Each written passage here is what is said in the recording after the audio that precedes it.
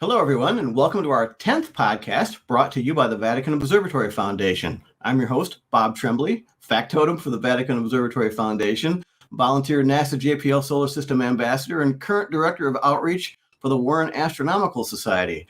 With us is Brother Guy Consolmagno, President of the Vatican Observatory Foundation and Director of the Vatican Observatory. Our guest for this podcast is my wife, Constance Martin-Trembley. Connie has been teaching middle school science for over 2 decades.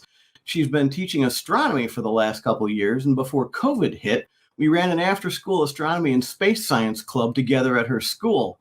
Connie has won Teacher of the Year for her district twice, and she has an asteroid named after her, 117852 Constance.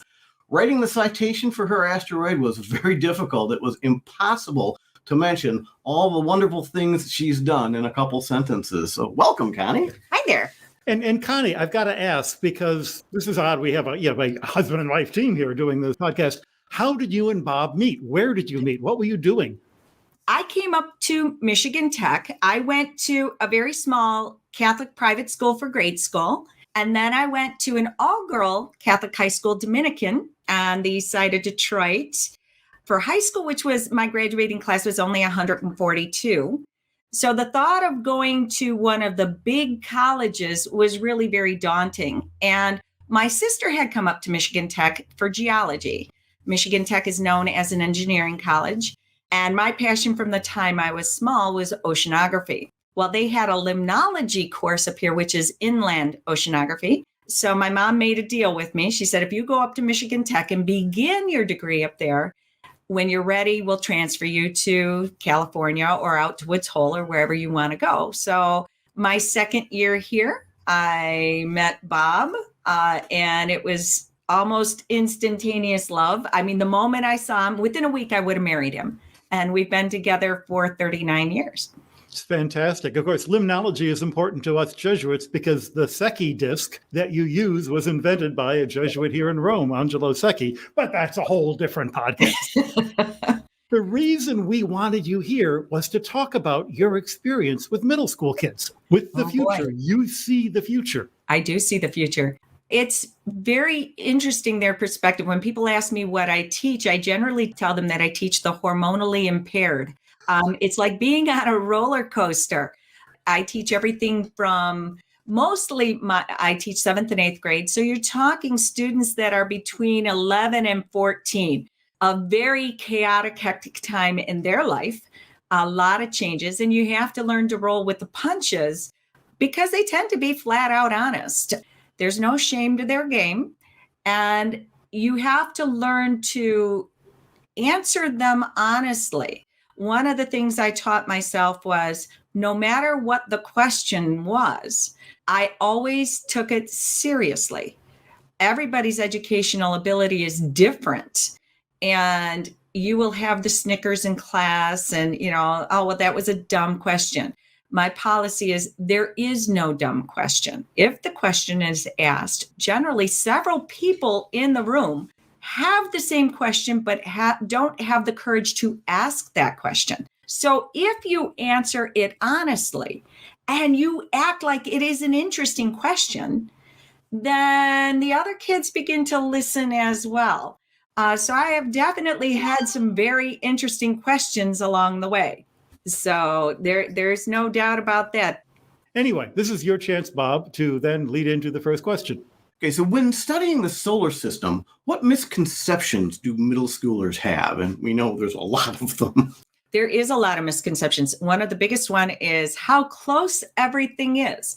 When you look at astronomy posters, they tend to place the planets very close together. So humans, we tend to relate everything to something we already know and we already understand, which is why the dark areas on the moon are called Marias, because at one time it was believed that they were seas. Why? Because we have oceans on our planet and they must be, that has to be water up there.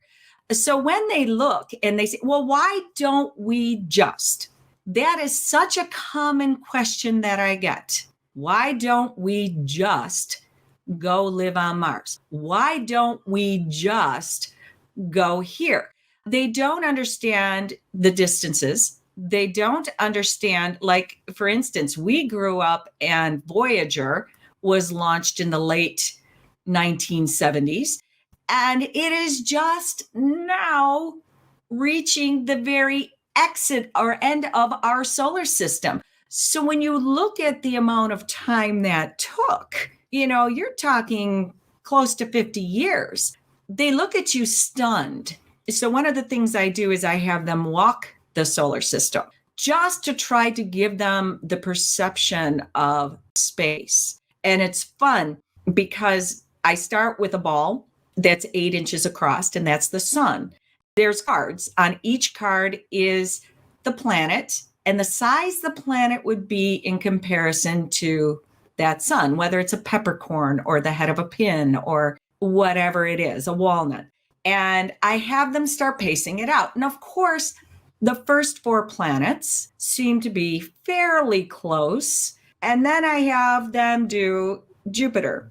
And they have to begin where Mars ends. And I bring Jupiter people over and I'll tell them, you have to pace off 284 steps, 284 paces, but don't tell anybody. And they begin walking. And you'll always hear, Miss Trembley, they're not stopping. Miss Trembley, shouldn't you stop them? Miss Trembley. And I just stand there as they pace that off and they see this. And then you hear, what? Wow. And my question is, what would the sun, what would our star look like from that distance? Do you think it's getting much sunlight? Do you think it's getting any heat from our star at that distance? And then they begin to understand. And everybody wants to walk Pluto. So by the time they begin doing that pacing off, they themselves see this is ridiculous. And when we, as the last group, begin, we sweep everybody up as we go. I have them stop at each station and look behind at that ball. And of course, they get to the point where it's like, I can't even see that ball. I'm like, exactly. This is why we don't just, and why we can't just. The other misconception is that we've been to Mars. Why? We have pictures of Mars. So obviously somebody has gone and stood on Mars and taken those pictures. And it's not just children. There was a woman in our club who wanted to know when the astronauts went to stand on Mars to take those pictures. Yeah, I had an image of some scientists in lab coats and all of the Mars rovers behind them on an environment that looked like Mars. And one of the ladies in the audience asked, how did those scientists get to Mars? So it isn't just children's misconceptions. This is the general populace's misconceptions. So correcting these misconceptions at this age is critical to having them understand the vastness of space. I do remember, this is not even just kids and just the general public. I was on a panel to judge spacecraft that were being proposed. The group that eventually did the Juno mission, and one of the spacecraft was going to go to the outer solar system, I'll be very vague, with a camera that had been designed to go to Mars on the theory, well, we know the camera is space tested. And I had to ask the proposers, what's the light level where you're going to be compared to the light level on Mars? And how long will it take to take an image of the thing you're trying to image? And they go, hadn't worked that one out. Because I think it works the same way. Yeah. In their mind, again, they are comparing to what, and as humans, that's what we do. We compare to what we already know and understand, because there's so much out there we don't know and understand. It's very difficult to conceptualize what it is.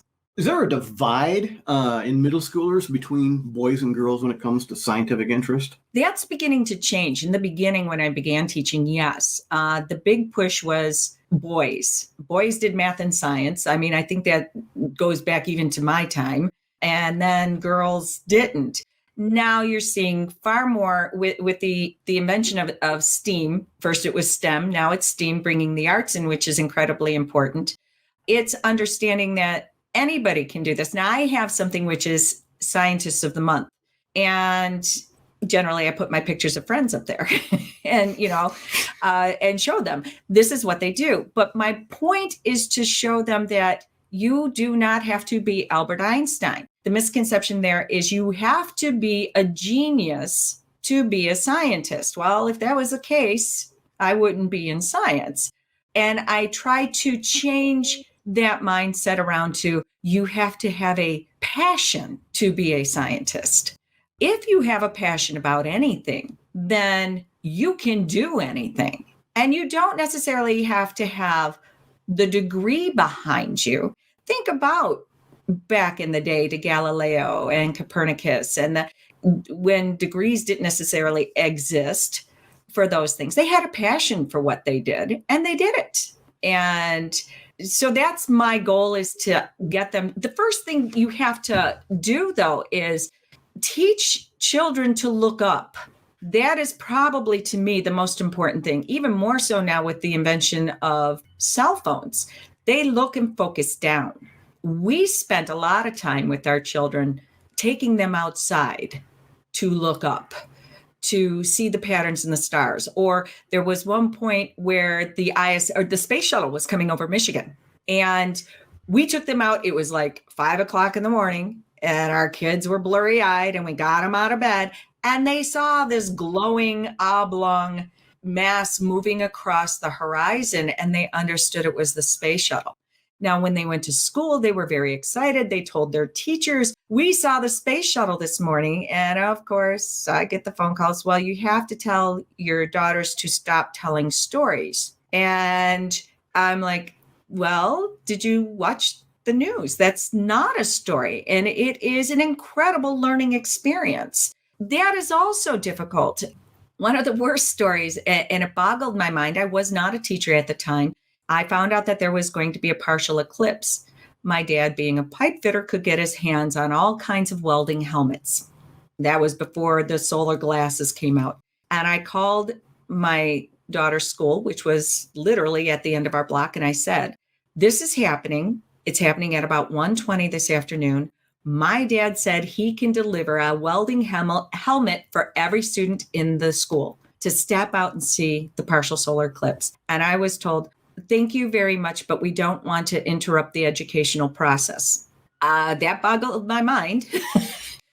And I'm like, this is the educational process. The educational process isn't in the four walls of the classroom. It is observing the world around them. So I called my neighbor who was across the street, my daughter's best friends, and I said, we're taking our kids out of school.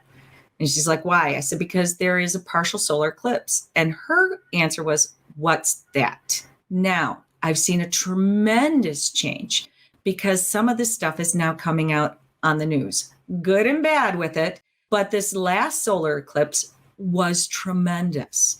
Everybody in the United States was aware. People and family took trips so they could see it and provide their students with that opportunity. And it's understanding, a true understanding of what the educational process is. So that still boggles my mind a little, that I was told that by the principal of the school. So every year when discussing geologic timescales and the age of the Earth, you get asked one particular question. I do. I teach in a district that is, there's two main groups, Lutheran and Baptist, and the reverends work exceedingly well together.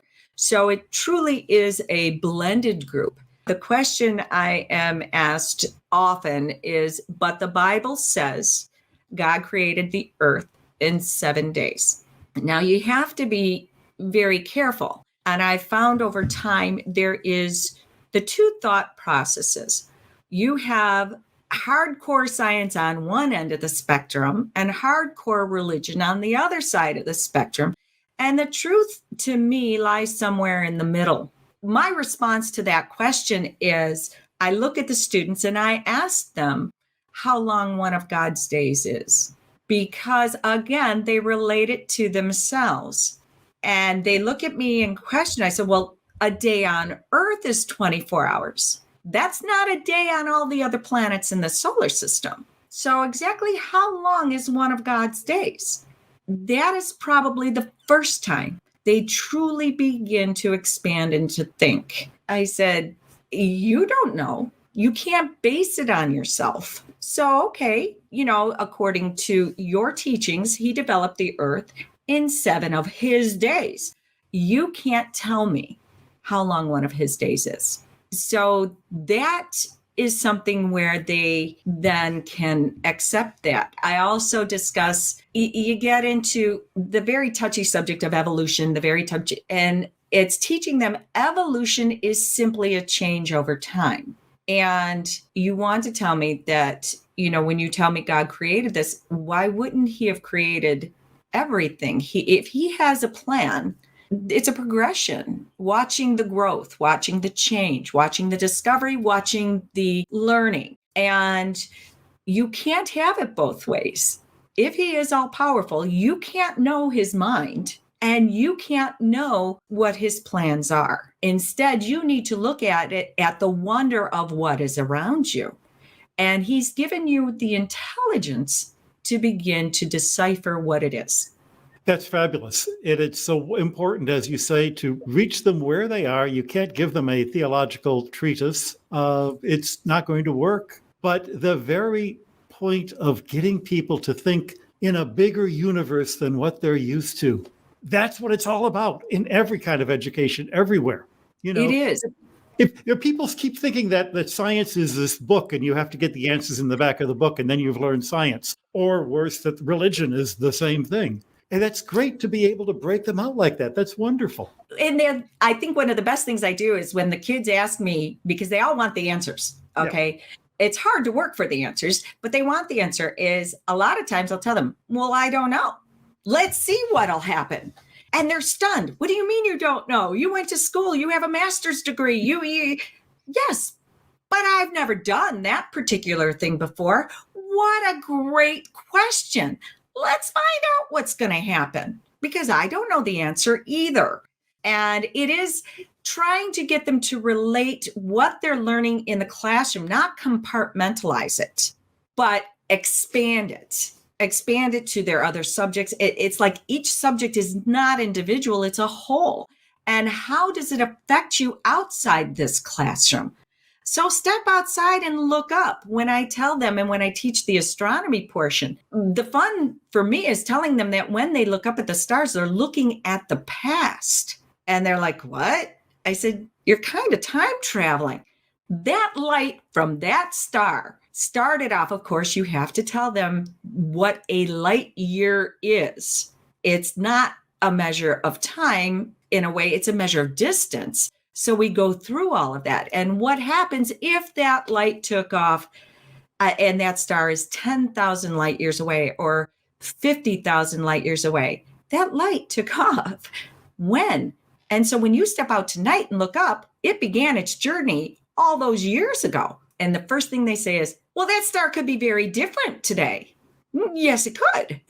And you won't find out for another 50,000 years. One of the other things that I do when I'm teaching high school kids or talking to them is, it's hard to get them to realize that moon that they are seeing in the sky is the real moon. That Saturn that they're looking at in the telescope is the real Saturn. We are so used to seeing, CGI universe instead of the real thing.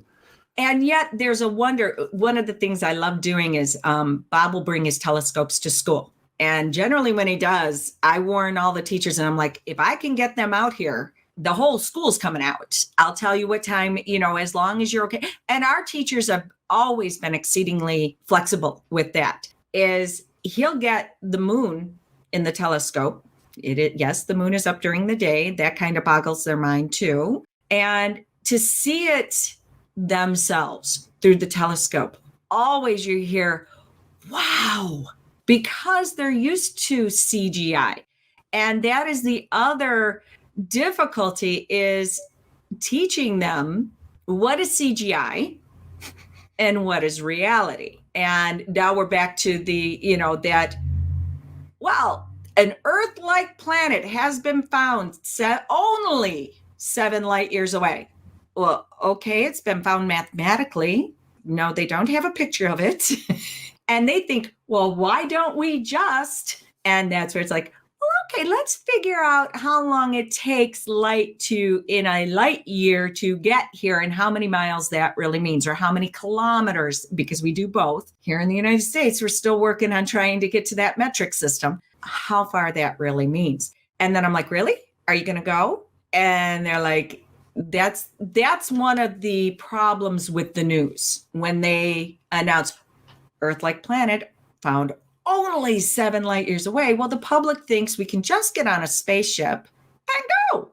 And we can't. The radiation, these are things that we're trying to solve just to go to Mars. Will you survive that type of trip? What is the biological needs, the psychological needs? And I'll tell the kids, are you okay being locked in this classroom with each other for the next, so many months? And they're like, what? Yes, that is what it means. I try to teach them there is no planet B. So I'll put pictures of Mars up, and they all have a piece of paper, and there's 2 columns. And the first column is, why would you want to go to Mars? Look at these pictures, and it's a slideshow. Tell me what's there that you want to go and be there. And they have a difficult time with that. And the one thing they come up with is, there's room? Yeah, okay. There's also no magnetic field to protect you from the sun's rays. Okay. And then the Earth side, I make them go outside or go to the window, depending on the weather. What's here that you would want? And of course, they have no problem. There's trees, there's water, there's mountains, there's this. So I said, who's ready? Yeah, there's air that you can breathe. Who's ready to go? I said, sign me up right now. Sign me up. I'm ready to go to Mars and move to Mars. Anybody with me? And they stop. And I said, now, ladies and gentlemen, there's 2 things you need to know. 1, there is no planet B. Not for you. Not in this lifetime, and not for you. And 2, this is your home. So you have to start thinking, what can I change? What can I do? Space exploration is vital. The only way we can understand ourselves is by understanding what's going on out there. We need to learn about our neighborhood. And then I get the question, which cracks me up, is, do you believe in life in outer space? All of them. They want to know, do you believe in life in outer space? And my only answer to that is, where do you think you are? And that stops them dead. Yes, that's wonderful. And they're like, well, we're on the Earth, which is where? Where do you think you are?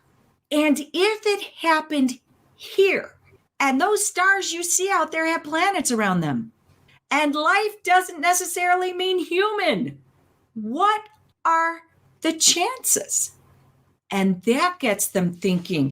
They're all thinking little green men and visiting and all that. I'm like, where do you think you are? You are life. It did happen here. It did happen here. So you are in outer space. Of course, I believe in life in outer space. I'm here. It begins to get them thinking in a very different way. So you were talking, one of the things you were talking about, wow moments. And one of the things that you seem to like a lot is what I call light bulb moments. And it just occurred to me, when I'm doing outreach with a telescope, I get wows a lot. That's a light bulb moment for me. I just realized that. Those are the moments that every teacher lives for. Those light bulbs, those aha moments. And I think science in particular, if done right, I hate science. I can't tell you how many times I hear that when I get students. And I said, no, you don't. You might not have liked the way it's been taught. Science isn't sitting down and opening a book. Science is hands-on. Science is experience. And then they begin to make those connections and, oh, this is really fun. Yes, it's a science, but everything is science. It's teaching them to make those connections. Truly, the first teachers are parents out there.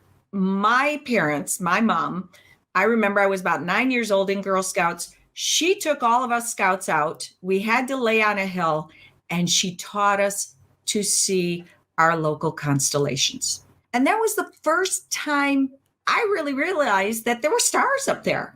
And that can sound odd, but how many of us go through life not looking at the sky? It's there.